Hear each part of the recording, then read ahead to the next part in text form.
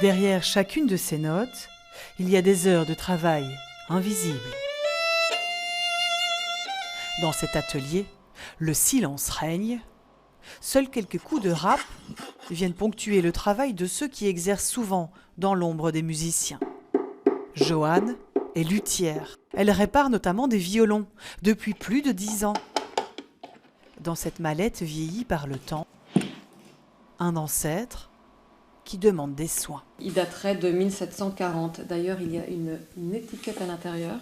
Je ne sais pas si on peut le voir comme ça, avec le nom de Bernardus Calcunus. Victor, lui, il s'occupe des archets.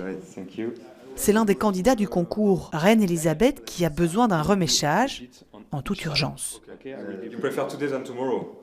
No, today, yes. Yeah, okay, I understand. As soon as possible. J'ai eu la chance de m'occuper d'une dizaine de candidats du concours Elisabeth. Et c'est passionnant de travailler avec des musiciens de cette qualité. Je m'occupe de l'entretien de leurs archers, donc changer le crin.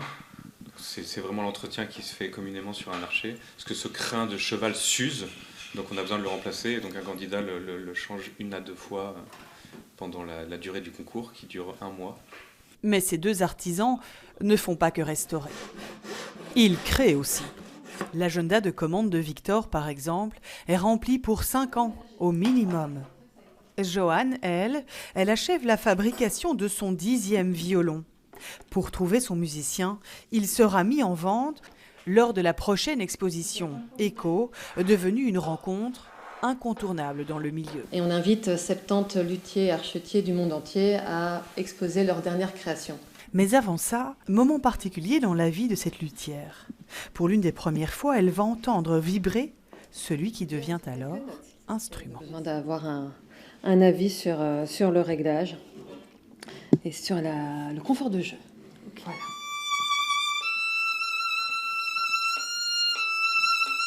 Du 28 au 30 mai, aux Beaux-Arts, ce violon commencera peut-être le début de sa nouvelle histoire.